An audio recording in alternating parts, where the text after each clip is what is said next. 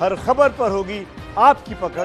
Download कीजिए ABP live app. Maharashtra में भी कोरोना से बुरा हाल है। कोरोना मरीजों की संख्या 1 लाख के पार पहुंच चुकी है और सबसे बुरी हालत मुंबई में है। मुंबई के अस्पतालों की बड़ी लापरवाही सामने आई है, जहां शवों का ही अता पता नहीं लग रहा। पूरे मामले की शिकायत राज्यपाल से की गई है। जो 27 तारीख को इनको एडमिट किया और हम लोग को 28 तारीख को उनको बताया कि उनका टेस्ट होगा। 29 तारीख को तुरंत हम लोग को रिपोर्ट मिलता है कि वो पॉजिटिव है और 30 तारीख को, जबकि 29 तारीख को रात को उनकी मौत हो जाती है। हम लोग को बताया नहीं जाता है। 30 तारीख को सुबह बताया जाता है कि उनकी मौत हो गई है। उनकी मौत रात को हो गई और हम लोग को 7 बजे बताया कि उनकी मौत हो गई है। तो क्यों नहीं रात को हम लोग को बताया? इसका मतलब यह है कि वहाँ पे ऑक्सीजन सप्लाई नहीं था। वो एक तंदुरुस्त इंसान थे, तो अगर उनका अच्छी तरह से वहाँ पे इलाज होता तो वो बच सकते थे। मुंबई की सड़कों पर फिर से ट्रैफिक जाम लगना आम हो गया है।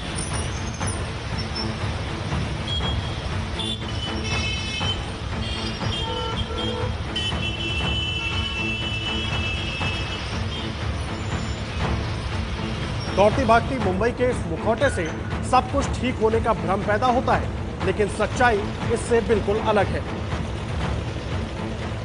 मुंबई में कोरोना के मामले कम नहीं हो रहे हैं।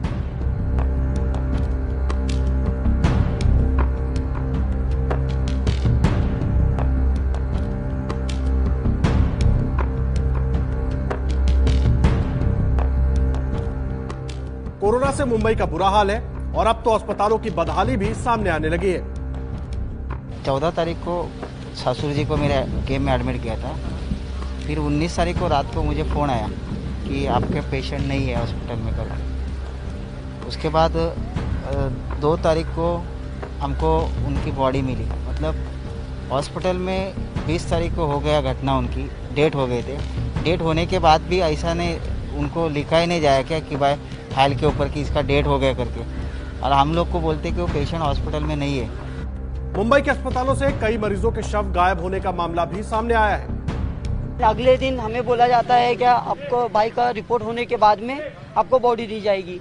ऐसा करके हमें 7 तारीख तक के दौड़ाया जाता है। 3 तारीख को उसकी डेट होती है, 7 तारीख तक के हमें दौड़ाया जाता है। उसके बाद में बोला जाता है कि बॉडी मिसिंग हो गई है, बॉडी नहीं है उधर। सुबह से जो ढूंढते हैं हम 12 बजे से रात में 9 बजे हमें बोला जाता है बॉडी इधर पे नहीं है, मिसिंग हो चुकी है।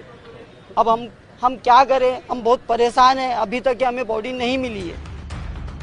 कहीं शव गायब है तो कहीं अस्पताल वाले परिजनों को शव के लिए एक अस्पताल से दूसरे अस्पताल चक्कर लगवा रहे हैं। शाम के 4:45 बजे हम लोग नायर के कैजुअलिटी में गए तो वहाँ पे मेरे चाचा जी बेवारस बॉडी करके पड़े हुए थे। वो भी विदाउट रैपिंग, कुछ नहीं।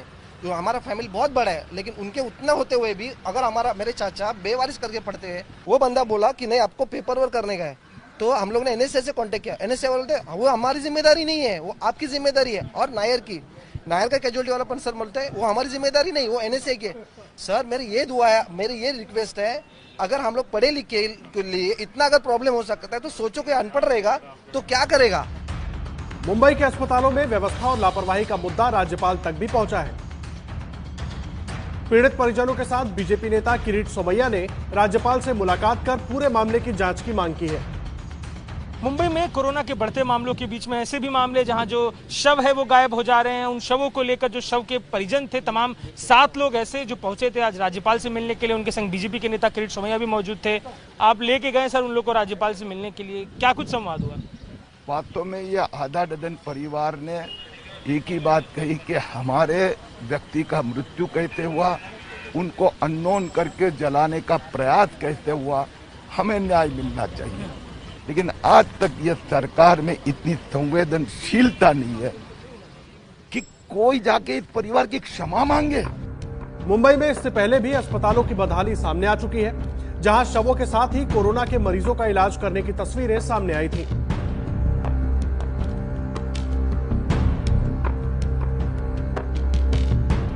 मुंबई में कोरोना के बेतहाशा मामले और अब अस्पतालों से शव गायब होने को लेकर सवाल उठ रहे हैं। सुप्रीम कोर्ट ने भी देश भर में कई जगह अस्पतालों की दुर्दशा को लेकर नाराजगी जाहिर की है। जो अपना पीपी किट में जो बंद करते हैं तो मुंह भी नहीं दिखाते, और जो शव के रूम रहते होते अनस्किल्ड लोग रहते, बहुत ही 22-20 बहुत आता है तो थोड़ा सा वो कुछ है। ए का बी को गया होगा, बी का जगह पे है, लेकिन चोरी नहीं हुई है, इतना पक्का। महाराष्ट्र शुरुआत से ही कोरोना के मरीजों के मामले में देश में पहले नंबर पर बना हुआ है। पूरे महाराष्ट्र में कोरोना मरीजों की संख्या करीब 1 लाख तक पहुंच चुकी है। अकेले मुंबई में 54,000 से ज्यादा पॉजिटिव केस हैं। पूरे महाराष्ट्र में कोरोना से करीब 3600 लोगों की मौत हुई है। मुंबई में गुरुवार तक 1954 लोगों की कोरोना से मौत हुई है। मुंबई में फैलता संक्रमण उद्धव सरकार के लिए सिरदर्द साबित हो रहा है। मुंबई में लॉकडाउन बढ़ाने की चर्चा को सीएम उद्धव ठाकरे ने नकार दिया है। उद्धव ठाकरे ने कहा, लॉकडाउन बढ़ाया नहीं जाएगा। लोगों से विनती है कि कहीं भी भीड़ न लगाएं। सरकार की तरफ से जारी निर्देशों का पालन करें। इस बीच उद्धव सरकार के लिए एक और बुरी खबर आई है। महाराष्ट्र के मंत्री धनंजय मुंडे भी कोरोना के शिकार हो गए हैं। धनंजय मुंडे के संपर्क में आने वाले उनके निजी सहायक और दूसरे कर्मचारी भी प्रभावित हुए हैं। बड़ी बात यह है कि 2 दिन पहले ही धनंजय मुंडे कैबिनेट की बैठक में शामिल हुए थे। मुंबई जैसे महानगरों में कोरोना को लेकर अभी भी जो हालात हैं वो डराने वाले हैं। लोगों से हमारी अपील है कि सोशल डिस्टेंसिंग का सख्ती से पालन करें।